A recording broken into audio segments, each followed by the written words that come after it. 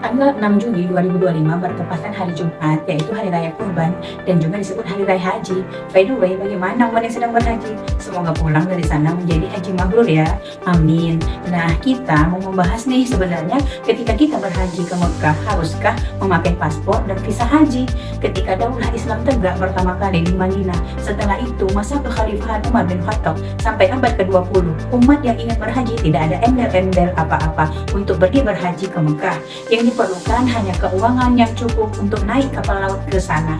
Adapun berkas-berkas diperlukan supaya kita punya dokumen yang jelas, tapi hanya sekadar dokumen semata untuk kelengkapan perjalanan kita. Bukankah seperti sekarang dokumen itu dipersulit dengan visa haji? Padahal visa berwisata pun sudah punya, tapi harus dibuatlah visa khusus haji. Intinya membuat sulit orang yang pergi berhaji, seperti yang dialami Pak Heri, seorang jemaah asal Bandung yang harus pulang dari Bandara Jeddah setelah visanya dibatalkan secara sepihak.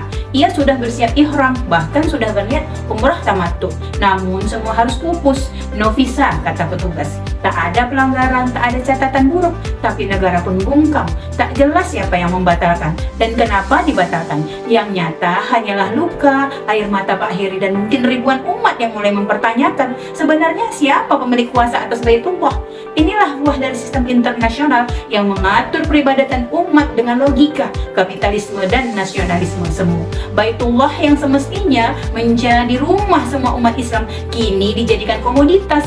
Rukun Islam kelima bukan lagi urusan spiritual semata, tapi soal dolar, visa dan kuota. Ironisnya, negara-negara muslim tidak satu suara, tak ada koordinasi, apalagi kedaulatan. Bahkan seringkali negara lebih berpihak pada narasi kerjasama bilateral daripada membela hak rakyatnya. Bandingkan dengan sistem Islam yang pernah diterapkan dalam naungan khilafah. Pengaturan haji bukan diserahkan pada logika bisnis, tapi pada prinsip pelayanan umat.